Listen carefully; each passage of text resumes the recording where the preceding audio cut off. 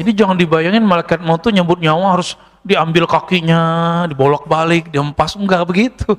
Malaikat maut tuh cukup ngelihat aja, dikedip mati. Ya. Beres sama malaikat maut itu gampang. Pakai nafas dia selesai sama dia. Jadi ilmu pernafasan itu ilmu malaikat maut tuh Pak. Salah satunya ya. Saya jadi paham kisah Nabi Musa itu. Oh berarti nabi-nabi, wali-wali dijemputnya terhormat. Kalau dia nggak izin pun nggak dicabut Pak. Nabi Musa karena beliau nggak izin, malaikat maut ngikutin time yang sudah ada di Lauh Mahfuz yang kita sebut takdir. Nabi Musa belum mau mati, ditahan dulu sama Allah. Sampai Nabi Musa mau beliau dicabut nyawanya. Hal itu terjadi juga pada Sayyidina Adam alaihissalam. Beliau lupa, itulah kelupaan pertama di alam semesta. Nabi Allah Adam alaihissalam waktu masih di surga, beliau ditunjukkan print takdir semua keturunan-keturunannya, termasuk kita ini udah lihat sama Nabi Adam. Jadi antum jangan merasa kita ini orang biasa-biasa aja. Nama kita ada di Nabi Adam.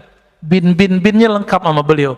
Ini anak saya nih, ini tanggal sekian, hari Sabtu, musim corona, dia masih ngaji gitu. Masuk Pak, dia lihat Pak.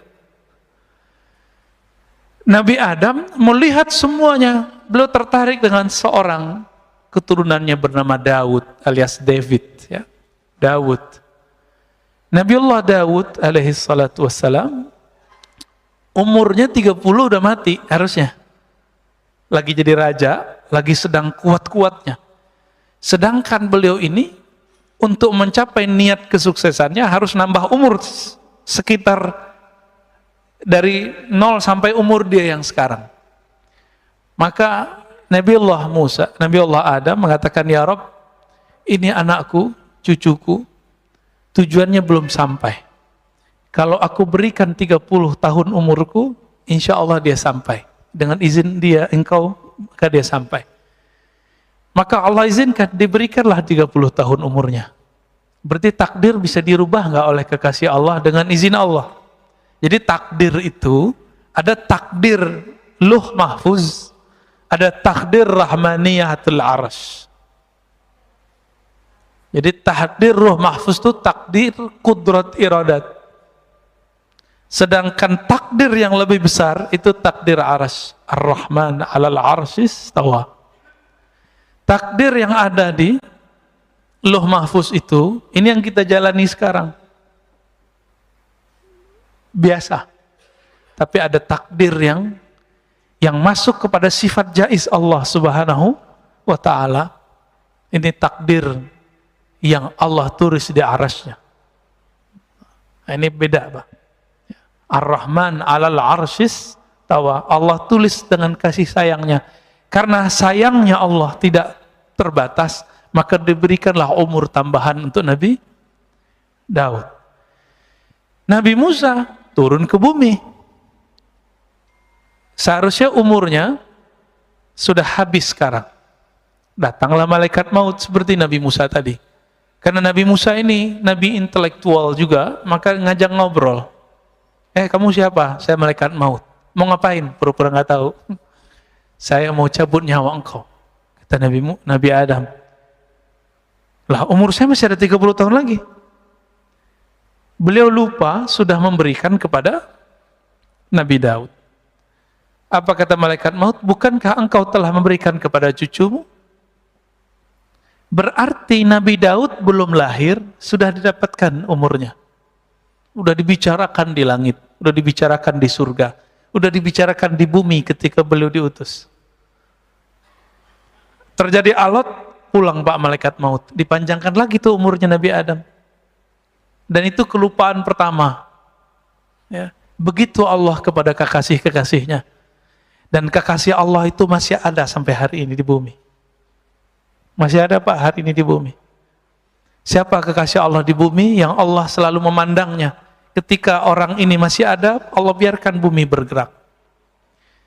La taqumu sa'ah hatta la yuqalu fil ardi Allah, Allah. tidak terjadi kiamat kerusakan di muka bumi sampai tidak ada lagi yang mengatakan Allah. Allah. Jadi di Lombok lagi rame Pak.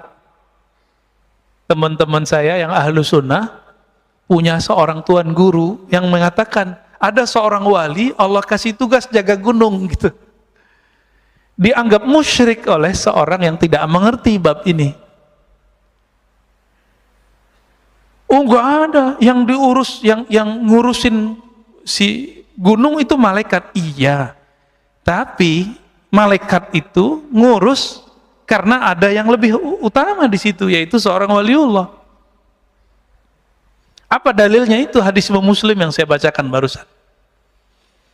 Tidak terjadi kiamat sampai tidak ada yang membaca Allah, Allah. Berarti ada wali Allah di gunung itu yang membaca zikir Allah. Apa kata dia? Oh itu maknanya bukan zikir Allah, Allah. Itu maknanya menghormati hukum Allah. Loh itu namanya penjelasan hadis. Lafaz hadisnya nggak ngomong begitu kok.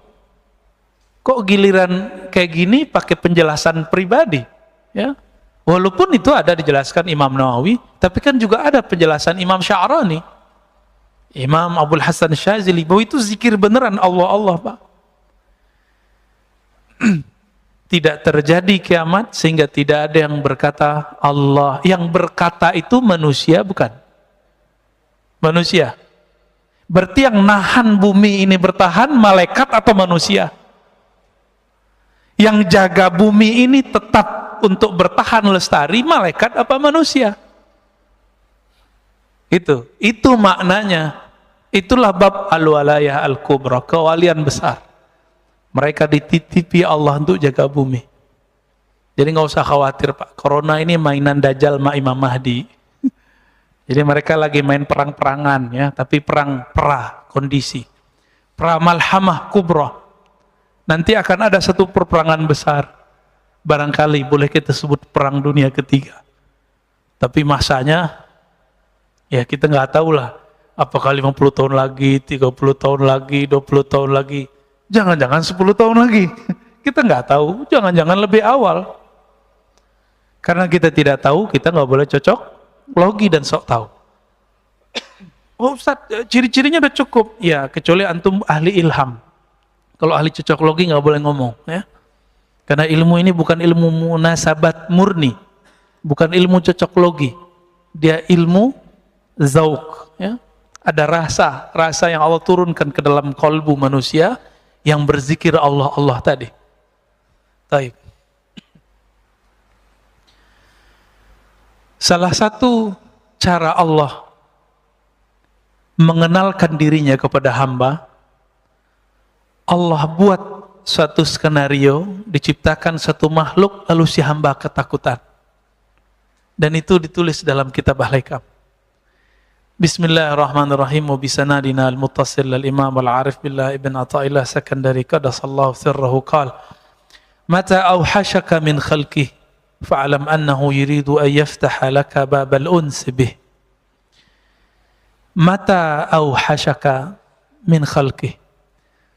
Kapanpun, saat kapanpun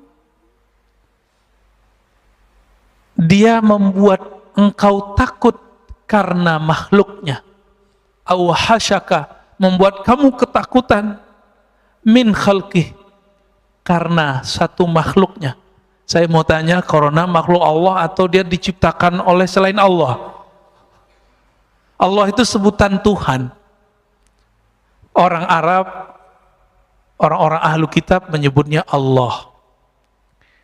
Yahudi menyebutnya Yahu dalam bahasa Arab, dalam bahasa Ibraninya Yahweh. Wahai dia, wahai beliau.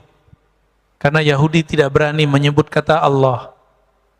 Tapi Yahudi pengikut Nabiullah Isa menyebutnya dengan El lima sabaktani. El Allah sama. Maka Allahumma itu bukan asli Arab.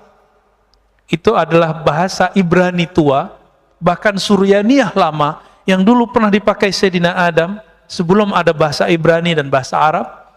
Itu beliau sudah pakai bahasa tua.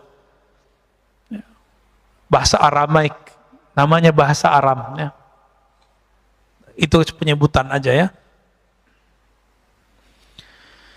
Setiap kali dia membuat kamu ketakutan karena corona, kira-kira begitu terjemahan hari ininya.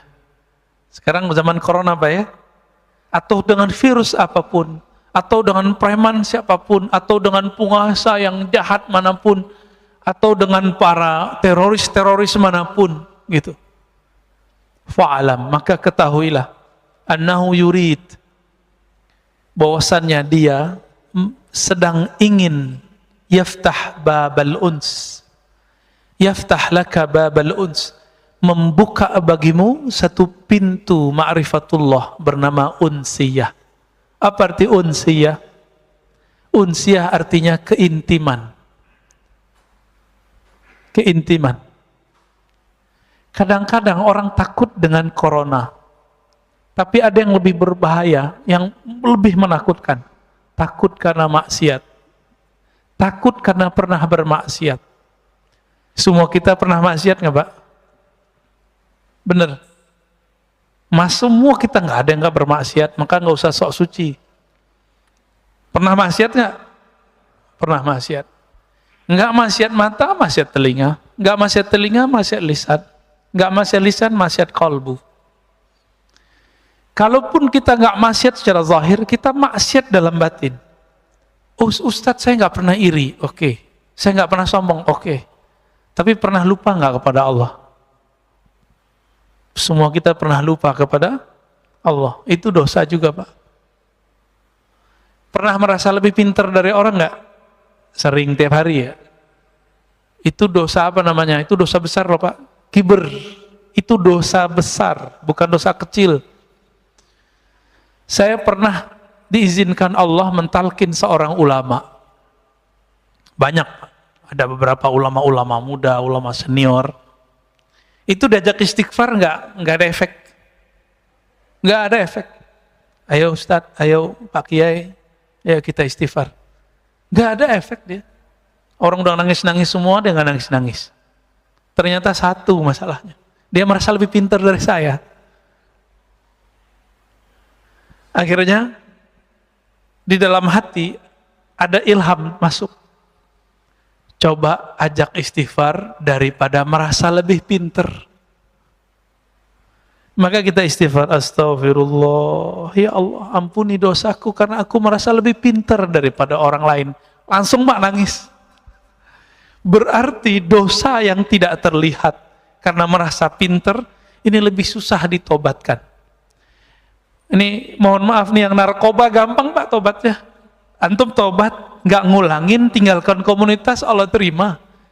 Pernah minum khamar, Allah gampang itu.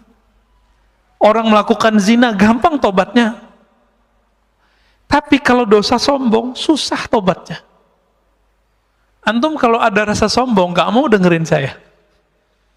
Maka salah satu ciri-ciri orang sudah tidak sombong, dia mau dengerin orang lain. Maka kepada para ustadz, para da'i, jangan ceramah mulu, sesekali jadi mustami. Imam Ahmad mengatakan, ciri-ciri orang alim itu, dia mau belajar kepada yang lebih besar, sepantaran, dan yang lebih kecil.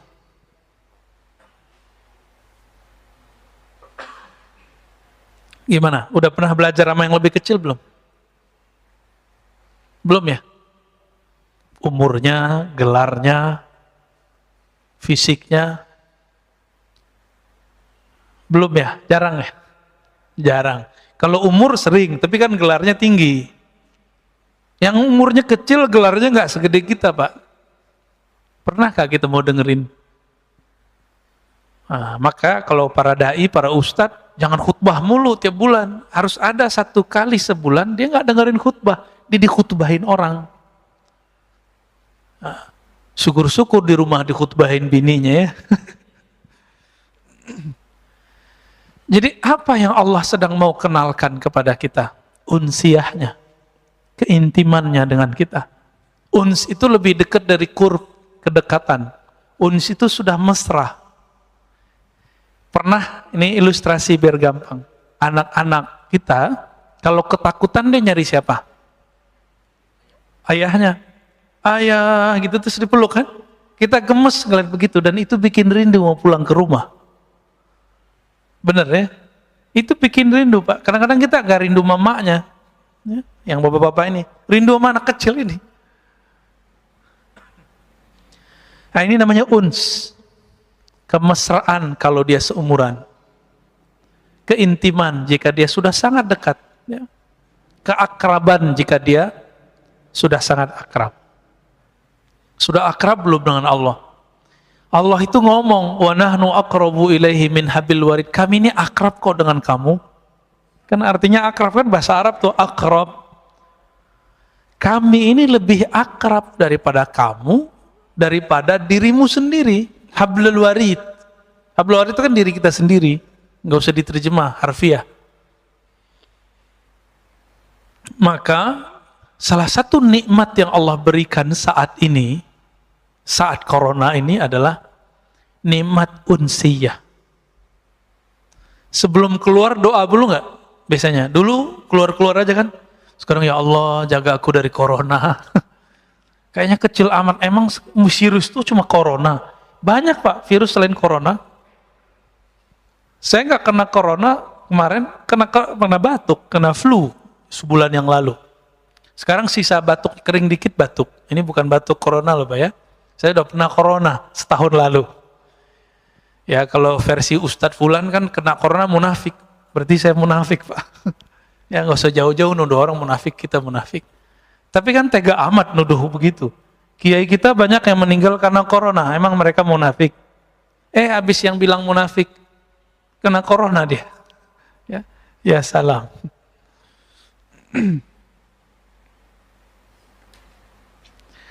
Nah, kita mundur. Khairu awqatika. Sebaik-baik time yang kamu punya, waktu yang kamu punya. Jadi time itu bukan jam. Jadi sekarang 5:32. Bukan itu. Itu namanya jam dinding, Mbak. Jam sholat.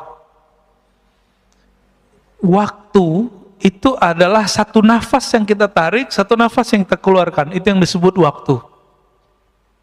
Berarti waktu kita sebenarnya lebih berharga daripada cuma 1 detik, 2 detik itu. Apa kata beliau? Waktu kamu bernafas, yang paling bagus adalah waktun tashhadu fihi wujuda faqatik. Saat-saat jika engkau melihat engkau lagi butuh kepada Allah Subhanahu wa taala. Engkau memerlukan perhatian penjagaan Allah Subhanahu wa taala. Sebelum keluar rumah, berdoa, ya Allah, jagalah saya. Allah itu senang tuh sama orang yang begitu. Dan itu waktu-waktu paling indah. Bapak sholat 100 rakaat, tapi nggak ada rasa memerlukan perhatian Allah, membutuhkan bantuan Allah. Itu lebih baik doa yang tadi, Pak. Itulah alasannya kenapa doa musafir lebih utama daripada doa-doa orang biasa. Karena orang musafir ini dia takut mati. Saya pernah kasih contoh beberapa tahun lalu, di sini juga. Awal-awal naik pesawat, dari awal naik sampai turun, zikir nggak putus-putus kan? Naik kedua, setengah putus. Naik ketiga, lupa, malah nonton, main handphone. Benar ya? Kenapa? Karena kita sudah terlalu biasa. Jadi manusia begitu. Doa-doa yang dulu kita baca saat kita ketakutan naik pesawat, itu doa pasti sudah dikabulkan Allah 70%. Saya sudah hitung Pak, doa-doa yang saya baca saat itu Allah udah kasih hampir semua. Tapi pas kita naik pesawat sekarang biasa aja. Ya. Rasa takut muncul lagi pas turbulen. Jadi kita ini takutnya tidak pernah permanen. Takutnya selalu bi asbab bil awarid, dengan sebab-sebab luar, belum permanen. Kenapa? Nama Allah belum nancap di dalam kalbu. Jadi kita takutnya kepada Allah masih karena faktor-faktor dari luar, belum karena kenal kepada Allah. Orang ini belum disebut arif billah, belum disebut kenal kepada Allah, ya. Baru disebut takwa. Dia takut kepada Allah.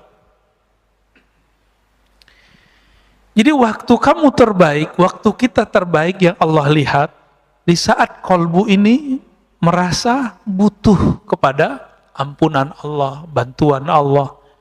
Wa turaddu fihi ila wujudi dhillatik. Dan waktu kedua, waktu saat engkau merasa tercampakkan di tempat yang hina. Itulah sebabnya orang yang maksiat merasa hina, Allah lebih sayang daripada orang yang taat merasa suci. Jadi saya katakan, wahai diri yang pernah bermaksiat, jangan putus asa kepada Allah. Tapi jangan-jangan itulah saat Allah suka melihat kamu. Beberapa orang nggak pernah maksiat secara zahir, matanya lu jaga, tangannya dijaga, semua dijaga. Kalau ngelihat ada orang berdua-dua, dia bilang, ih najis, setan, tengahnya ada setan.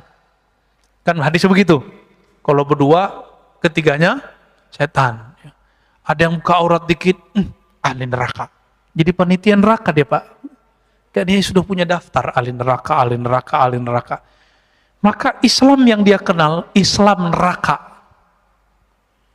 Ini orang begini ini berbahaya, Pak. Sangat-sangat berbahaya. Mungkin dia korban pendidikan neraka. Ya. Dulu waktu kecilnya orang tuanya bilang, sholat. Kalau nggak sholat neraka. Nah, digituin dulu kali sama orang tuanya. Ini jangan-jangan nih orang tuanya begini-gini nih. Ini antum horor-horor nih wajahnya. Kalau udah ngaji hikam nggak gitu lagi ngajar anak. Ya. Ngajar anak bukan dengan ancaman. Ngajar anak dengan pujian dan reward. Kasih dia harapan. Anak soleh bangun. Itu anak kecil lebih senang pada gituin. Anak soleh bangun. Anak papa bangun. Ahli sorga bangun. Gitu, Pak. Cara bangunin itu dia cepat bangun. Tapi kalau kita bilang, kamu nggak sholat neraka lo gitu ya. Itu anaknya bangun langsung pikiran dia. Anak-anak korban begini nanti jadi patian neraka. Ya. Dia sendiri nggak tahu nasib dia gimana kan. Banyak orang begitu hari ini? Banyak. Pada kita ini buta, ya. Betapa tidak buta, setiap surat dalam Al-Quran, syirik surat At-Taubah, semua memulai dengan Allah mengenalkan diri dan kata Rahman, Rahim, Rahman, Rahim. Emang nggak baca? Emang nggak dengar? Jangan-jangan kita kal himar yahmilu asfara. Ya. Seperti himar. Ya, binatang himar. Apa terjemahan himar? Keledai, ya, yang dia memikul kitab-kitab, tapi dia nggak tahu apa yang dia pikul. Jangan-jangan begitu. Baca Quran makanya, ini mohon maaf loh Pak ya, ini ngajinya agak beda. Saya itu nggak ngajak orang khataman Quran banyak-banyak, seperti Imam Syafi'i. Kan kalau Imam Syafi'i baca Quran ngerti, maka beliau emang afdolnya baca Quran banyak-banyak. Selama 4 tahun di Mesir, beliau khatam 4.000 kali. Itu setahun 1.000. Coba bagi sebulan berapa kali itu? Antum hitung sendiri ya. Capean ngitungnya. Ini dari kemarin, dari kecil sampai sekarang, kalau kita hitung itu khataman, kita nggak nyampe, Pak. Kita didoktrin kurang sempurna. Doktrinnya sudah oke, tapi kurang sempurna. Habis baca Quran, belajar Quran, khataman, berhenti ngaji Quran. Seharusnya langsung masuk ke ngaji makna Quran. Dulu, waktu saya masih MTSN, SMP, selesai khataman, saya belajar ke kampung di seberang, jadi kita ada 20 menit ke sana. Saya ketemu seorang buya, seorang ulama, dia ngajarin terjemahan Quran.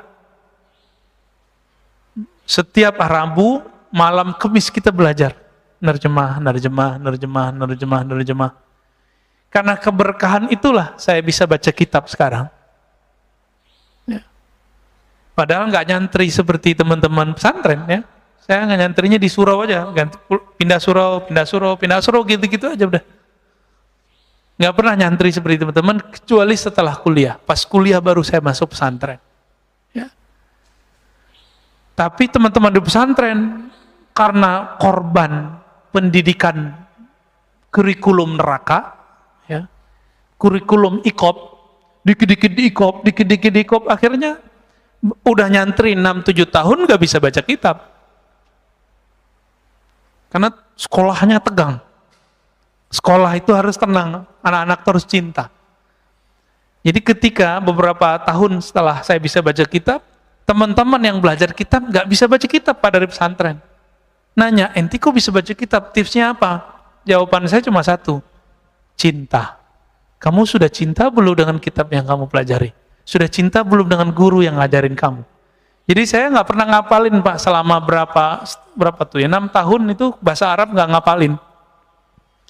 Anak kelas 3 ya, mau mereka ujian, itu mereka datang mau murojaah kitab dengan saya. Padahal kita baru kelas 1 dan kelas 2. Apa rahasianya? Cuma cinta. Saya cukup ingat kitabnya, ingat guru yang saya sukai itu, bukan cinta fisik. Cinta ilmunya. Itu langsung ingat semua terjemahannya, maknanya, lembaran-lembarannya. Maka kalau ingin mengajari anak supaya pinter, jangan diajari dengan ancaman. Ajari dia mencintai ilmu yang dia pelajari. Baik. Jadi kapan saat-saat yang paling Allah suka? Bukan saat kita puasa 1000 kali, puasa 1000 hari, sholat 1000 rakaat, enggak. Allah sangat suka kepada hamba 2 saat. Pertama, saat dia menyaksikan si hamba itu butuh kepada Allah. Berarti Allah ini sangat suka jika hamba itu bermanja-manja kepadanya. Apakah sudah bermanja-manja kepada Allah malam tadi? Belum ya? Kita merasa kita pinter ya? Hebat, saya bisa lo tahajud. Orang begini Allah nggak suka lihat Pak. Tapi ketika dia bangun, alhamdulillah ya Allah, Engkau bangunkan aku. Ketika sujud, dia mengatakan, ya Allah, malam ini banyak orang yang tidak bisa sujud. Sekarang Engkau takdirkan, Engkau gerakkan kepalaku untuk sujud. Dibaca ayat, dia katakan, ya Allah, lidah ini banyak dosa. Tapi Allah izinkan membaca namamu. Nama Allah berat nggak? Saya udah pernah nyebut ini Pak. Nama Allah berat nggak?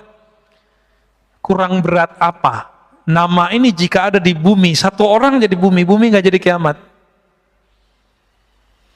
Maka orang yang paling sakti di dunia, bukan orang yang kebal, bukan orang yang pindah tempat sesaat. Orang paling sakti di dunia, orang yang di kolbunya ada nama Allah. Allah itu. Semakin banyak nama Allah di kolbu, semakin orang ini sakti di sisi Allah, bukan di sisi makhluk Allah. Jadi antum itu nggak sakti kalau nggak bisa nahan kiamat. Kalau cuma bisa nahan-nahan debus doang mah biasa itu. Ya.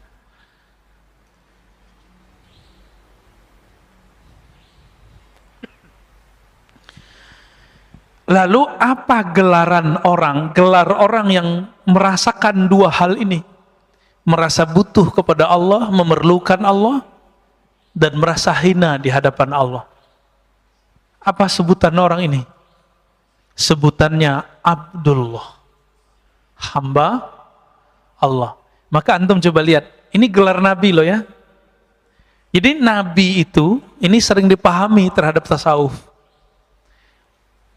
Orang nuduh Imam Al-Hakim At-Tirmizi, ahli hadis yang sufi, Ibn Arabi yang sufi, mengatakan wali lebih tinggi dari kenabiannya. Karena setiap nabi itu pasti wali. Setiap rasul pasti nabi. Kewalian itu inti dari seorang nabi. Ala inna awliya Allah la khaufun alaihim wa la hum yahzanun. Ketahuilah sungguhnya wali-wali Allah. Apa arti wali Allah? Kekasih. Maka kewalian itu artinya kekasih. Bab cintanya seorang wali itu lebih tinggi daripada bab nubuatnya, gitu maksudnya. Bukan berarti seorang wali yang bukan nabi lebih tinggi daripada seorang nabi, itu keliru besar. Nggak ada begitu di kitab Fususul Hikam. Imam Ibn Arabi tidak pernah mengatakan itu. Tanda orang yang menuduh Ibn Arabi mengatakan nabi lebih mulia, wali lebih mulia daripada nabi, dia tidak khatam satu kitab tipis, Separuh kitab ini Pak, kitabnya. Fususul Hikam judulnya. Kitab tipis saja nggak khatam, gimana kitab yang 9 jilid? Al-Futuhat Al-Makkiyah. Terus nuduh. Jadi betapa banyak hari ini orang-orang yang sudah alim dan satu ilmu, tapi dia bodoh dalam ilmu lain, lalu dia tolak ilmu itu. Dan itu sudah ada sejak zaman dahulu. Maka kemarin kita ngaji dengan beberapa komunitas teman-teman kita, ngaji kitab, judulnya Risalah Al-Laduniyah, karya Al-Imam Hujjatul Islam Abu Hamid Al-Ghazali. Beliau menceritakan latar belakang menulis kitab Risalah Laduniyah itu. Apa kata beliau?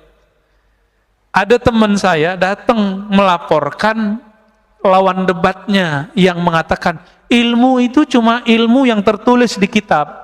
Yang nggak tertulis di kitab yang kita pahami sekarang berarti nggak ada, ilmu ngada-ngada gitu. Maka belum nulis kitab Ar-Risalah Al-Laduniyah. Ini saya mau nanya Pak, ilmu itu yang di kitab ini atau yang dalam hati saya? Maka kitab ini antum bawa, antum langsung berilmu nggak? Seandainya ilmu itu di kitab, coba bawa kitab ini, antum langsung berilmu. Enggak, ilmu enggak di sini. Ilmu itu ada di dada seorang yang berilmu. Coba, kalau yang pakai levis itu ustadz lagi mau khutbah, kira-kira diturunin orang nggak Pak? Panitia langsung turun tangan. Lu ustadz beneran. Digituin paling ya. Teman saya hafiz Quran, cuma dia levis mulu Pak, nggak pakai kopiah. Ada jadwal, dia jadi imam. Pengurus bilang, imam kok begini? Emang saya begini katanya. Ya udah ente nggak usah jadi imam. Marah juga tuh panitianya. Karena konsep orang awam, imam itu pakaiannya khas. Ya begitu, harus ya kayak gini lah ya. Pakai jubah luar, pakai gamis, pakai baju koko. Padahal baju koko mah bajunya Ahok tuh ya. Koko mah Ahok sama nggak tuh? Sama Pak. Koko kan kakak, bahasanya orang Chinese ya. Baik. Di Quran ya banyak sekali ayat yang menyebutkan kata hamba sebagai makom tinggi para nabi. Ayat yang paling sering kita hafal musim Isra Mi'raj. Subhanalladzi asra bi'abdihi laila. Maha suci, maha hebat Allah yang memperjalankan hambanya. Terus Nabi Ibrahim, wazkur ibadana Ibrahim. Maka ingatlah hamba kami yang bernama siapa? Ibrahim. Ya. Wazkur abdana Dawud. Ya.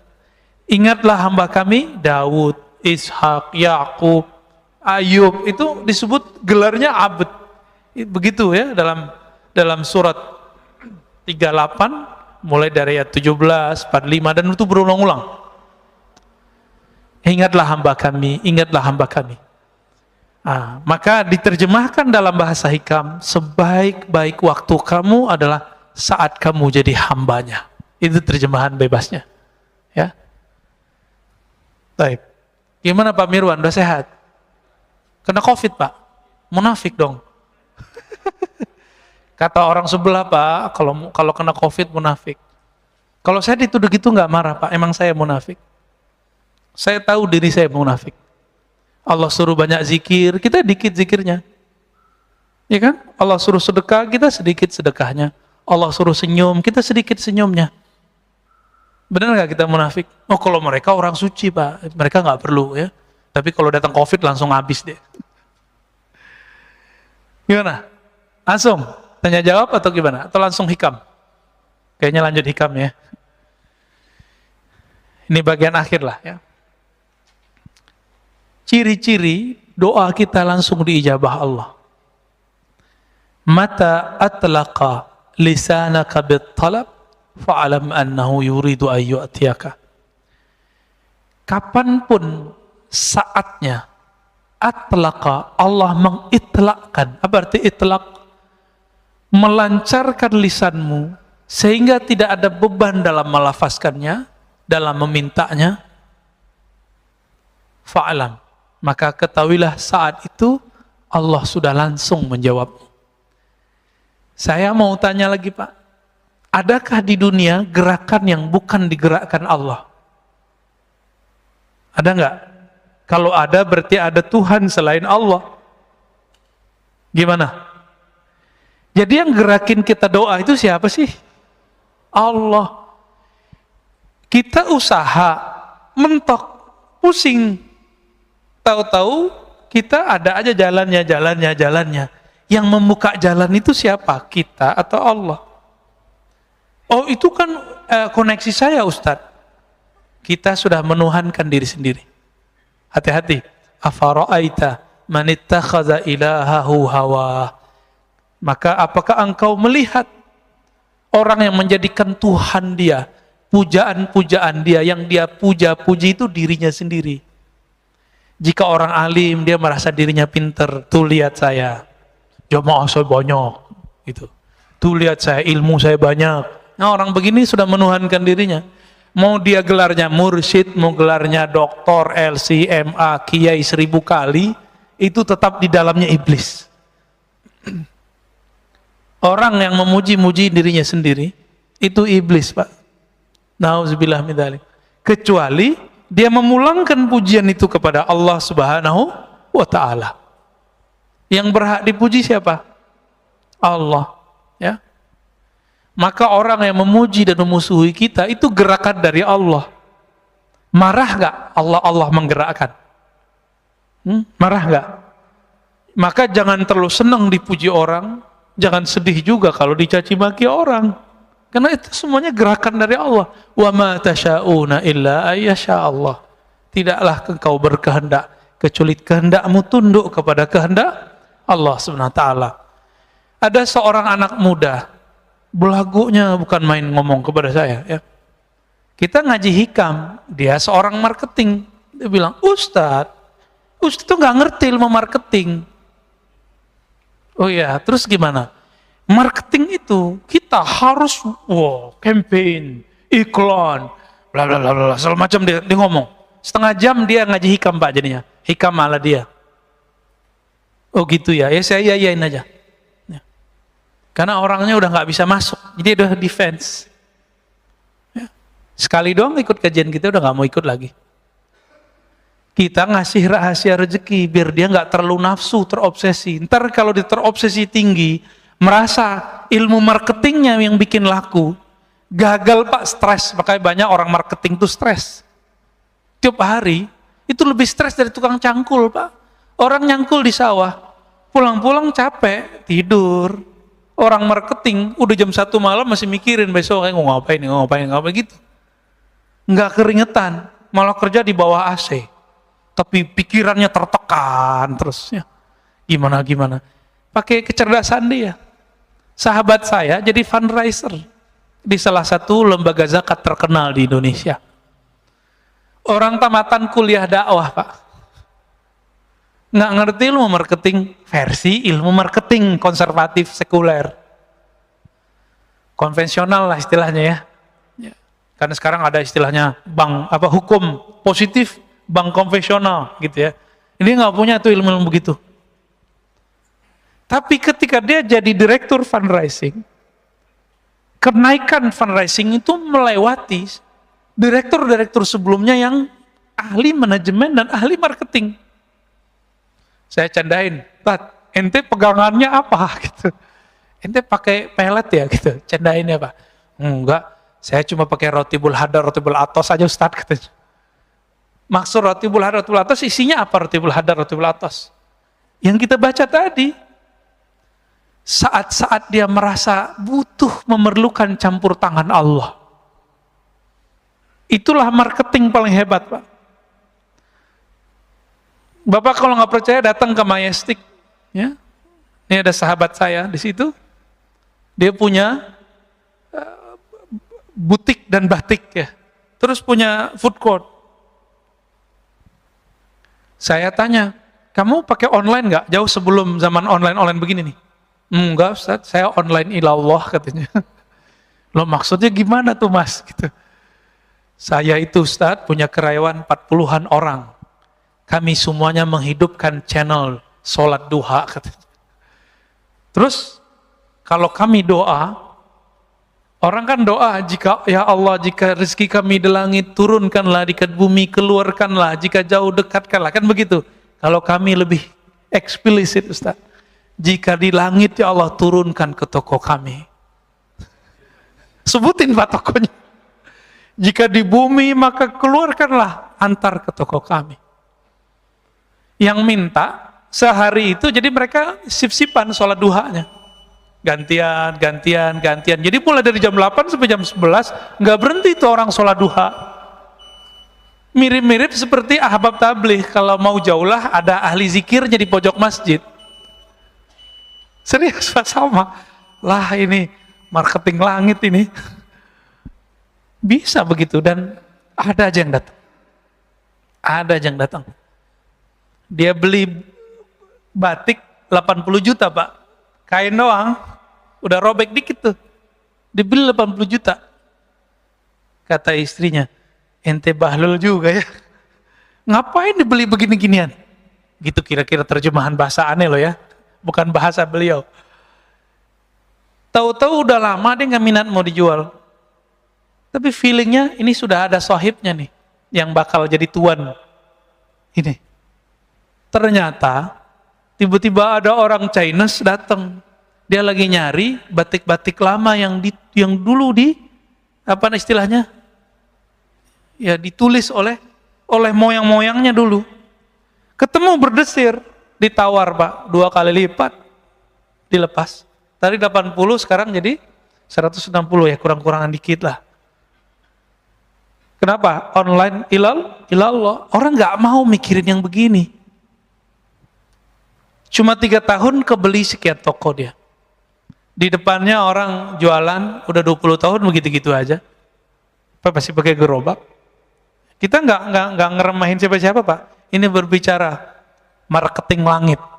Ya. Yaitu, nah inilah ilmu pengasihan tertinggi. Ilmulah ilmu jalbur rizq. Apa jalbur rizq? Kan orang-orang usaha ini nyari-nyari itu kemana-mana. Antum gak usah kemana-mana, nyarinya ada di kamar kita, ada di atas sajadah kita. Jadi yang usaha, nih, gak usah ijazah-ijazahan antum, gak usah datang ke kiai mana. Kiainya gak musyrik, antumnya yang musyrik. Ya, ntar dikasih raja-raja, dikasih minum-minum yang ada raja, ntar banyak lagi jin dalam badan kita kan. Ntar dikasih apa? Simbol-simbol jimat. Dianya nggak musyrik karena dia tahu ini cuma simbol aja. Tapi antum jadi musyrik karena kemudian menduakan itu. Ilmu ini ada Pak, ilmu wifiq namanya. Imam Ghazali pakar ilmu itu dan beliau ahli tauhid. Beliau tahu mana yang tauhid, mana yang tidak tauhid. Cuma yang nggak ngerti bilang itu syirik kan.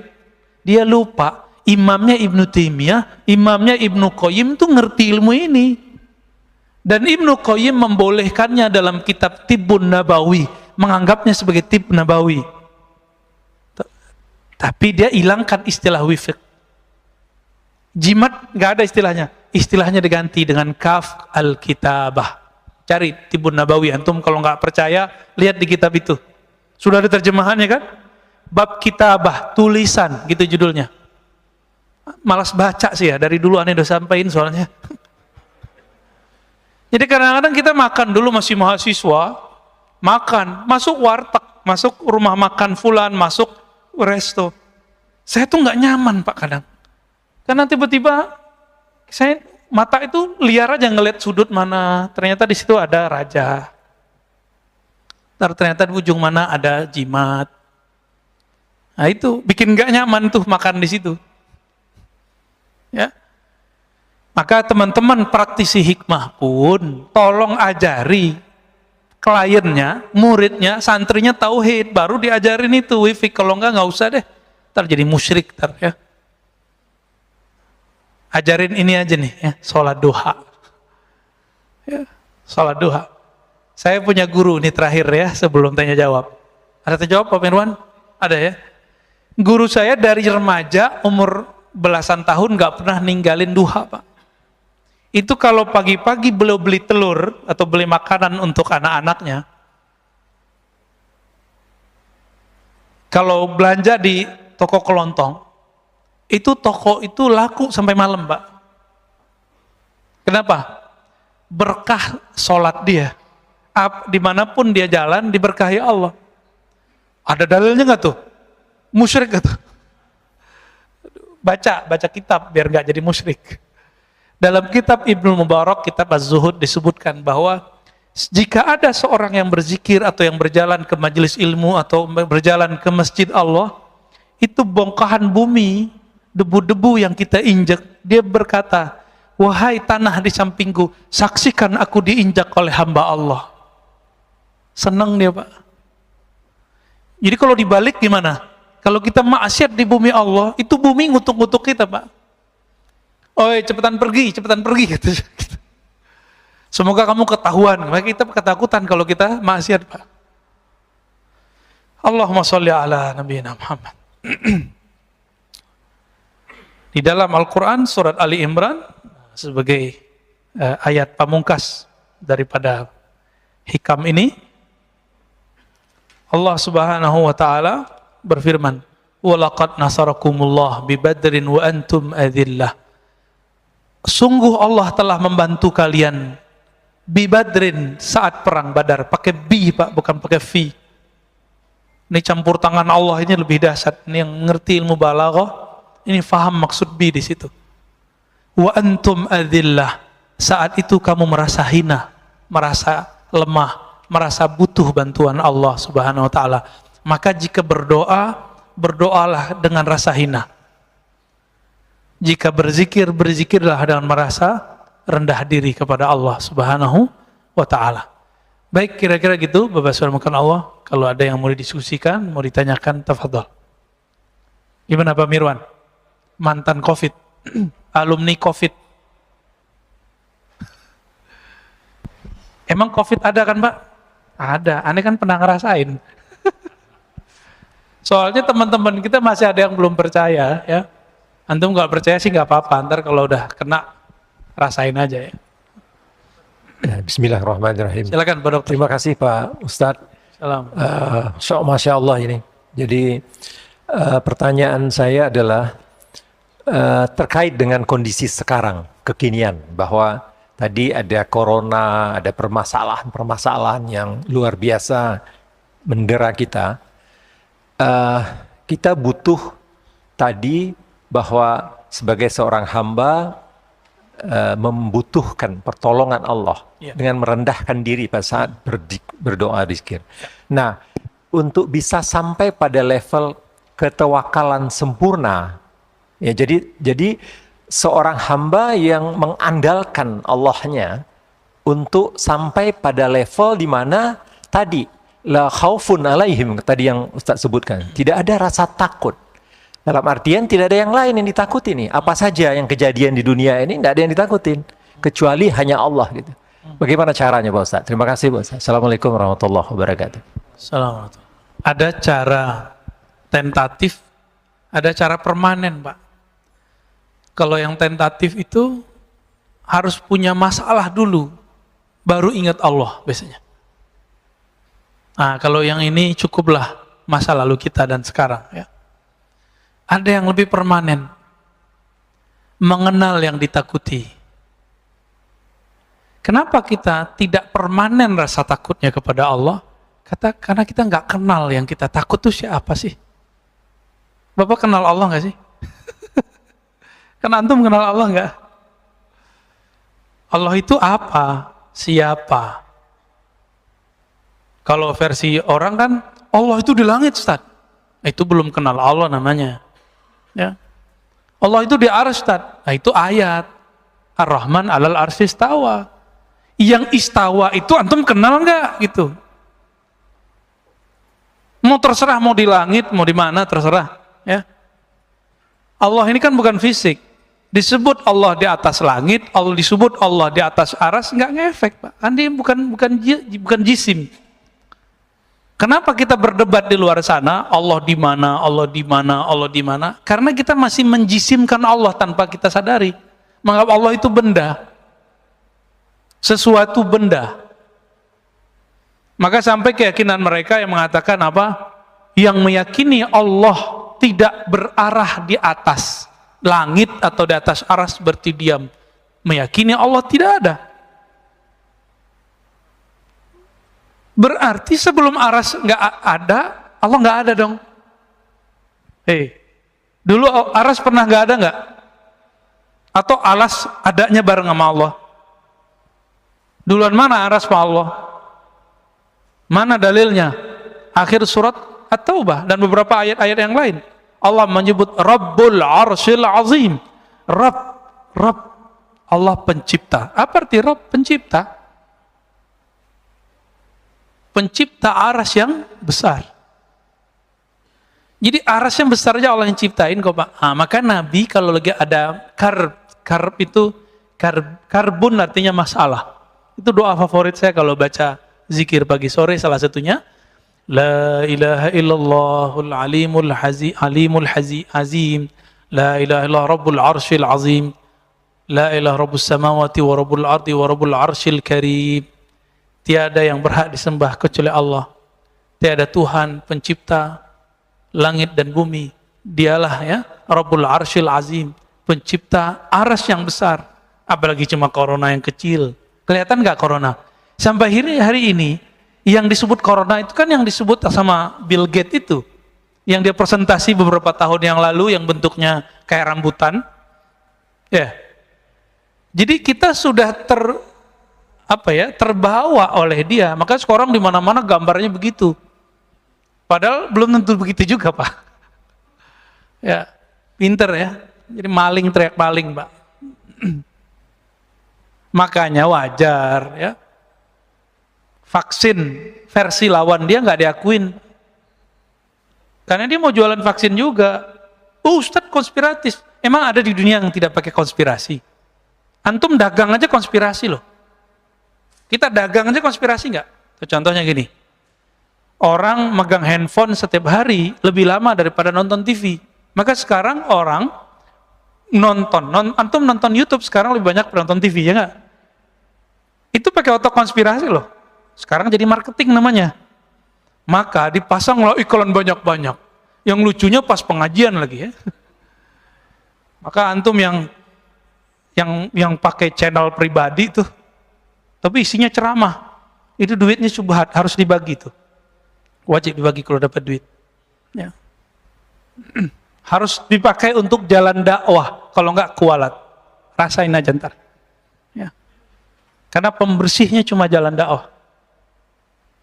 Jadi yang antum yang punya tabungan-tabungan samar-samar, nggak usah khawatir, pakai di jalan dakwah. Tapi jalan dakwahnya jangan salah dakwah. Ntar dakwah-dakwah teroris lagi yang dibantu. Ya. Jadi apa yang harus kita lakukan? Ma'rifatul ma'bud, mengenal yang kita anggap kita takut itu. Bapak karena kenal istri, maka cintanya permanen, Pak. Walaupun istri sudah ubanan, benar nggak Pak? Bapak kan ubanan soalnya. Saya ngeliat rambut Bapak aja. Tetap cinta kepada istri. Kenapa? Saya kenal dia semenjak dia belum ubanan gitu. Ada orang cantik bukan main, tapi ketus. Bapak seneng nggak? Jadi cantik fisik itu dia cuma enak di mata. Pas ngomong nggak enak di telinga, maka dia nggak cantik lagi. Cantik-cantik kok ketus. Nah, itu cara kita membatalkan kecantikan dia. Apalagi nyebelin, apalagi matre, capek lagut ya.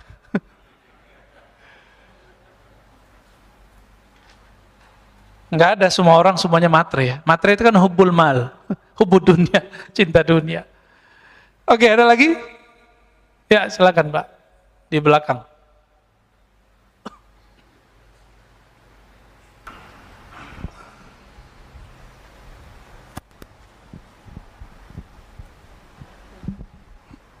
Bismillahirrahmanirrahim. Terima kasih Ustadz waktunya. Iya, sama-sama Pak. Yang membedakan manusia itu di hadapan Allah adalah ketakwaannya. Kita sering mendengar bahwa dalam hadis yang populer, dalam diri manusia itu adalah segumpal daging. Jika daging itu baik, maka semuanya akan menjadi baik. Betul. Nah, kalau sudah demikian, maka dari strata yang bawah itu bisa menjadi lebih dicintai Allah daripada pribadi yang punya strata yang lebih tinggi karena ketakwaannya.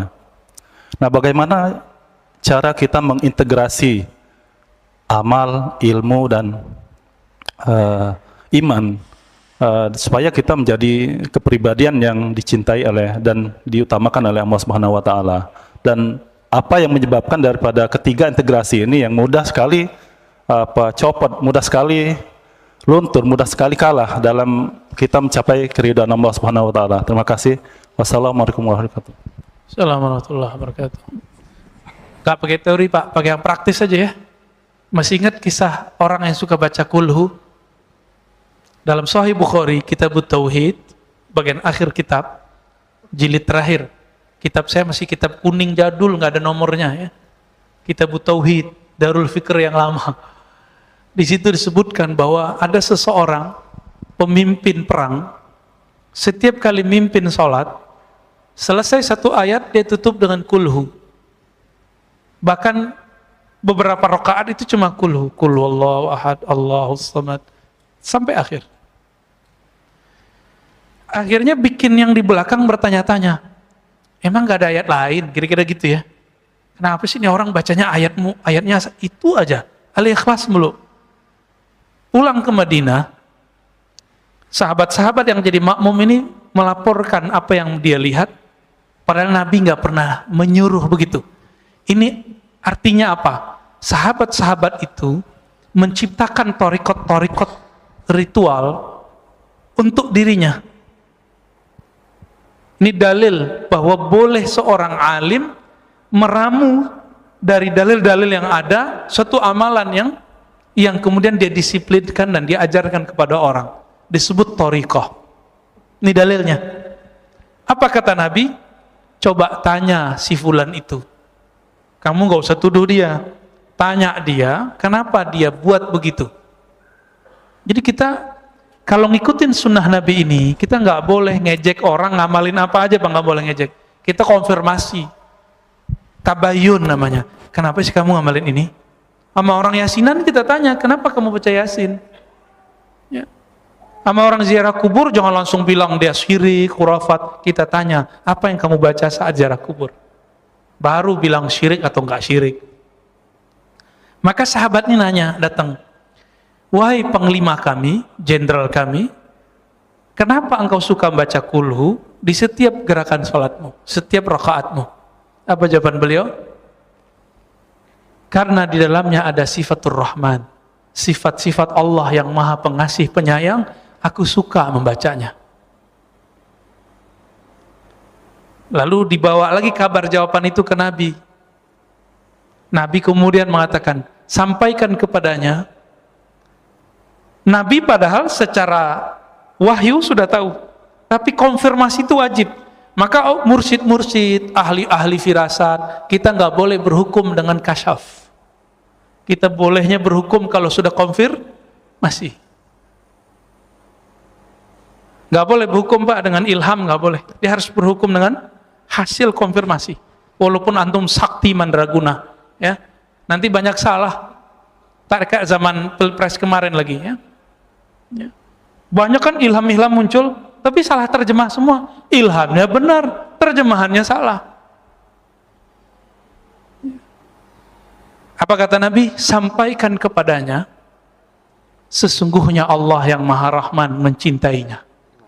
Jadi supaya Bapak mulia di sisi Allah, maka rutinkan baca kulhu Pak. Bapak sudah pensiun Pak ya? Sudah belum? Belum.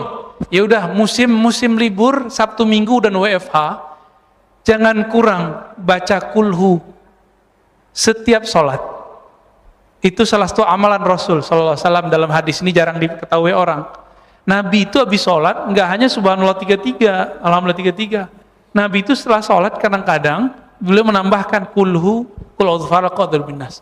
Kalau bisa 11 Pak habis sholat. Ini hari Sabtu nih ya. Ini Sabtu. Bisa nggak ngamalin ba'da sholat 5 waktu 11? Ustadz angkanya dari mana? Udah ikutin aja. Ya. 11 itu menunjukkan banyak. Diulang-ulang nggak? Seperti sahabat itu ngulang-ulang, kita ulang kisah itu kembali. Ini thariqat, namanya thariqat Al-Ikhlas. Sanadnya langsung ke Imam Bukhari. Imam Bukhari langsung ke sahabat Nabi. Dan langsung di ACC Rasulullah. Ketahuilah wahai sahabat, engkau dicintai oleh Allah. Itulah pengangkatan kewalian. Jadi teman-teman, wali itu diangkat, itulah wisuda kewalian. Jadi bukan wisuda-wisuda yang seperti antum bayangkan itu. Itu pengangkatannya begitu. Jadi sahabat-sahabat itu diangkat sama Allah, diangkat Rasulullah. Tinggi itu Pak makomnya. Tinggi nggak tuh makomnya? Tinggi. Bisa nggak diulang? Bisa. Karena setiap ulama itu akan mewarisi ilmunya. Semoga kita pewaris ilmu. Thariqat Al-Ikhlas. Cobain Pak. Kalau mau ngamalin juga nggak apa-apa. Ya. Kalau saya suka baca Al-Ikhlas. Ya. Kalau dulu masih remaja, tapi remaja saya udah nikah Pak. Saya ngamalinnya semalam 1000-an. Ya. 1000 kita ngamalin hampir tiap malam. Nah, sekarang karena sok sibuk, nggak ngerjain sebanyak itu. Tapi tetap kita baca. Ya. Oke, lanjut. Tafadhal. Assalamualaikum warahmatullahi wabarakatuh. Ustadz yang kami hormati, kita banyak membaca dan mendengar kalau Rasulullah itu amaliyahnya sholat sampai kakinya bengkak dan sholat qiyamul lail malam ya. Dan para aulia juga banyak kisah-kisah beliau itu sholat malam dari pakai wudhu isya sampai. Kira-kira kalau kita kan banyak capek, banyak malas dan itu, apakah itu merupakan nafsu dari malas, capek dan sebagainya? Mohon kiat-kiat bagaimana kita menuju ke sana supaya katanya ada akrab antara jasad dan ruh. Iya. Supaya, yang terakhir aja Pak ya. Iya. Zaman sekarang, zaman saiki Pak, jangan dibayangin Bapak itu sholat isya berhentinya subuh. Udah kena gula, ya kan? Kolesterol, kesemutan, belum lagi punggungnya nggak beres, ya kan? Baru bentar udah sakit. Nggak usah muluk-muluk mau jadi orang soleh. Nggak mungkin Pak kita kayak Nabi, nggak mungkin. Nggak mungkin seperti Syekh Abdul Qadir Jilani 20-an tahun sholat isya sama subuhnya 1 kali wudhu. Nggak mungkin. Abu Hanifah puluhan tahun, Imam Abul Hasan Asy'ari 20 tahun beliau sholat isya dan subuhnya satu wudhu. Abul Hasan Asy'ari yang dihujat-hujat sama mereka sekarang ya, akidah Asy'ariyah. Terus gimana? Jadi ada eksperimen, saya suruhlah salah satu teman-teman saya ini zikir semalaman. Ente jangan tidur ya. Bener nggak dia nggak tidur Pak? Nggak ada. Baru baca zikir 5 kali ngorok. Terus next pekan depan datang ke rumah. Kita aja ngobrol ma'rifatullah sampai subuh nggak tidur dia. Sama kayak nonton bola. Cuma yang ditonton bola. Nonton bola asik gak? Asik. Kenapa asik? Karena Bapak tahu ilmu sepak bola. Saya nggak ngerti Pak ilmu sepak bola. Saya bingung tuh. Ini bola kok ditendang-tendangan, direbut-rebutin. Menurut saya itu orang nggak kurang kerjaan. Tapi bagi yang senang bola, asik nggak nonton bola? Nonton doang loh. Nah, kenapa sholatnya Nabi, sholatnya wali itu bisa nggak berhenti, baru berhentinya subuh? Karena dia tahu siapa yang disembahnya. Maka majelis mengenal yang disembah harus lebih banyak daripada majelis menyebut-nyebut nama yang disembah. Jadi majelis zikir itu seharusnya nggak lebih banyak daripada majelis ma'rifat. Cuma orang kan nggak mau. Kalau majelis ma'rifat sama, mulainya jam 11, jam 12 malam sampai subuh. Duduk aja Pak kita ngomongin Allah, gosipin Allah kita kerjaannya. Suatu kali sahabat bercerita, sahabat Nabi, kami habis subuh diberi muhadarah pengajaran oleh Nabi. Berhentinya nanti zuhur, sholat. Habis zuhur lanjut asar, habis asar lanjut maghrib. Sampai besok subuh lagi. Sampai besoknya lagi 2 hari 2 malam. Mereka lupa makan, lupa minum. Tuh kalau sudah jadi makhluk ma'rifatullah tuh begitu. Ini ilustrasi dekatnya apa? Gak usah jauh-jauh. Kita punya teman gak dilestui oleh keluarganya untuk menikah. Dia udah demen sekali sama calonnya ini. Apa kata si perempuan? Mas, kalaupun saya diusir dari keluarga, kalaupun saya jadi tukang goreng, saya jadi tukang apa, yang penting saya sama ente, katanya. Gombal. Paling tahan seminggu minta cerai. Gak tahan kan dikasih angin. Tapi begitu kira-kira. Kenapa ada orang di luar sana hidup bertahan, hidup susah bersama kekasihnya? Karena dia cinta dengan pasangannya. Tapi kita ini lebih percaya ke pasangan daripada Allah Subhanahu wa ta'ala. Jadi caranya satu aja Pak. Sama. Kenali yang disembah. Rasulullah itu bisa kakinya kapalan sholat karena beliau kenal yang disembahnya.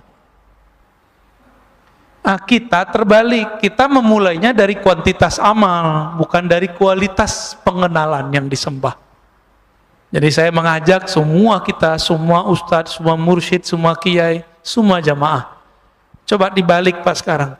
Jangan ajar anak, ajar murid, ajak diri kita, ibadah fisik dulu, ritual dulu. Tapi ibadah yang awal adalah ibadah ma'rifatullah. Ibadah mengenal Allah. Kenali yang disembah, maka kita akan kecanduan beribadah. Nanti orang bilang kita gila Pak. Nanti Bapak dibilang gila sama orang. Ya. Kenapa? Pagi zikir, siang zikir, sore zikir. Bahkan gak mau pulang dari masjid ntar. Mau orang bilang corona ngapa? Ntar dokter-dokter bingung ntar. Ya.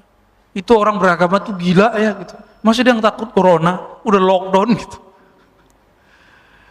Ya, biarlah kita disebut gila, gila bertuhan kepada Allah Subhanahu wa ta'ala. Kesimpulan kajian kita sederhana, ma'rifatul ma'bud aula min kulli sujud.